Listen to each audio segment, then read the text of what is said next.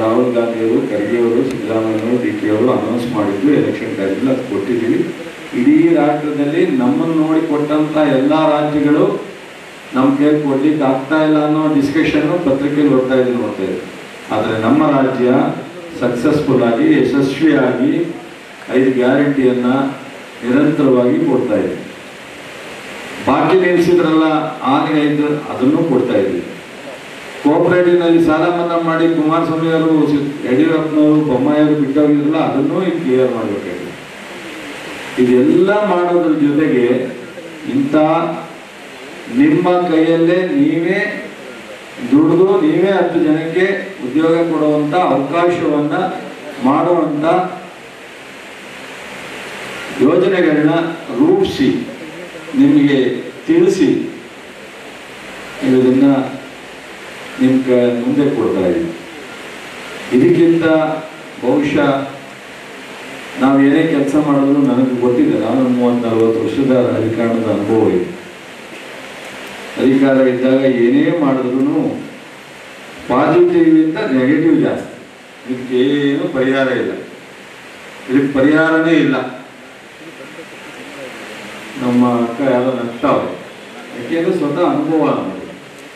ಒಳ್ಳೆ ಕೆಲಸ ಮಾಡಿದ್ರೆ ಏನಾದ್ರು ಅಪ್ಪನ ಮನೆಯನ್ನು ಮಾಡಿದ್ರ ಅಂತಾರೆ, ಮಾಡದೇ ಇದ್ರೆ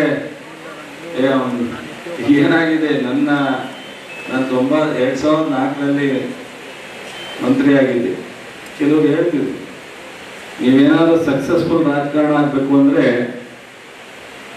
ಬಂದವರಿಗೆಲ್ಲ ಬೇಕು, ಏನೋ ಕೆಲಸ ಮಾಡಬಾರ್ದು, ತಾಲೂಕಿನಲ್ಲಿ ಅಭಿವೃದ್ಧಿ ಮಾಡಬಾರ್ದು, ನಿಮಗೆ ಯಾವತ್ತೂ ವಿರೋಧ ಆಗಲ್ಲ. ನೀವು 10 ಜನಕ್ಕೆ ಸಹಾಯ ಮಾಡಿದ್ರೆ 11 ಲೆವೆಲ್ ವಿರೋಧ ಆಯ್ತದೆ. 10 ಊರು ರಸ್ತೆ ಮಾಡಿದ್ರೆ 10 ಊರು ವಿರೋಧ ಆಯ್ತದೆ. ನೋಡಿ ಯಾವ್ದು ಬೇಕು ಅದು ಚೂಸ್ ಮಾಡ್ಕೊಂಡಿದ್ದೀನಿ. ನಾನು ಇಲ್ಲ ನಮ್ಮ ಕೈಯಲ್ಲಿ ಆಗೋಷ್ಟು ಕೆಲಸ ಮಾಡಬೇಕು ಅಂತ ಮಾಡ್ತೀನಿ. ನಾನೇ ಚುನಾವಣೆ ಸೋತಿದ್ದೀನಿ, ನನಗೆ ಅನುಭವ ಆಗಿದೆ. ಕೆಲಸ ಮಾಡದೇ ಇರೋರನ್ನ ಜನ ಪ್ರೀತಿಸುವಷ್ಟು ಕೆಲಸ ಮಾಡೋದು ಕಷ್ಟ ಆಗುತ್ತೆ. ಸ್ವಲ್ಪ ನೇರವಾಗಿ ಸತ್ಯ ಹೇಳೋದು ಕಷ್ಟ ಆಗುತ್ತೆ. ಕೆಲವು ಟೈಮು ಆಗದೇ ಇದ್ದವ್ರು ಬರ್ತಾರೆ, ಇದಾಗಲ್ಲಪ್ಪ ಅಂದ್ರೆ ಅವ್ನು ಬೇಜಾರು ಮಾಡ್ಕೊಂಡು ಹೋಗ್ತಾನೆ. ಈ ಥರದ್ದೆಲ್ಲ ಇದೆ. ನೀವೆಲ್ಲ ಬದಲಾವಣೆ ಆಗ್ತದೆ.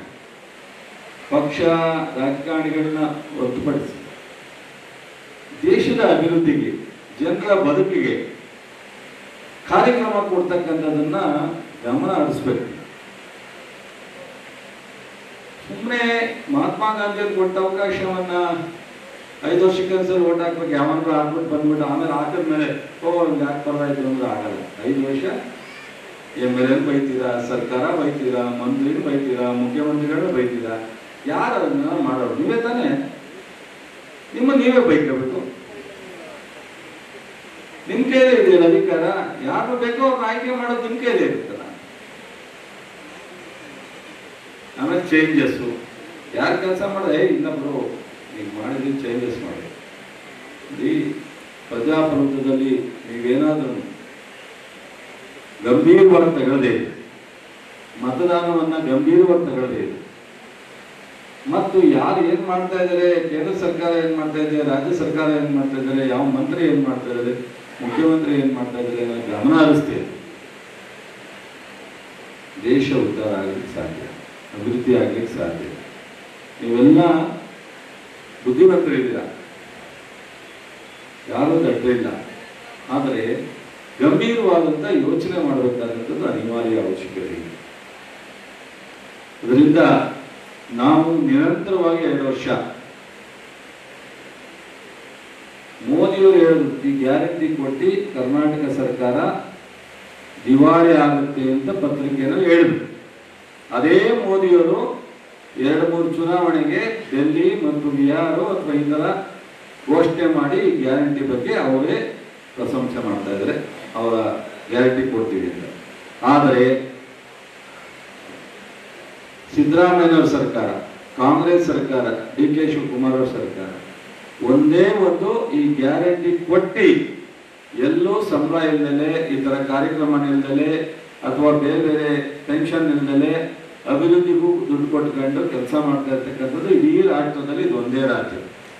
ಎಲ್ಲ ರಾಜ್ಯಗಳಲ್ಲೂ ಸಹ ಗ್ಯಾರಂಟಿಯನ್ನು ಕೊಟ್ಟು ನಮಗೆ ತೊಂದರೆ ಆಯಿತು ಅಂತ ಪಕ್ಕದ ರಾಜ್ಯಗಳು ಹೇಳ್ತಾ ಇದ್ದಾವೆ, ಅನೇಕ ರಾಜ್ಯಗಳು ಮಾತನಾಡ್ತಾ ಇದ್ದಾವೆ. ಅದು ವಾಸ್ತವ ಸತ್ಯ.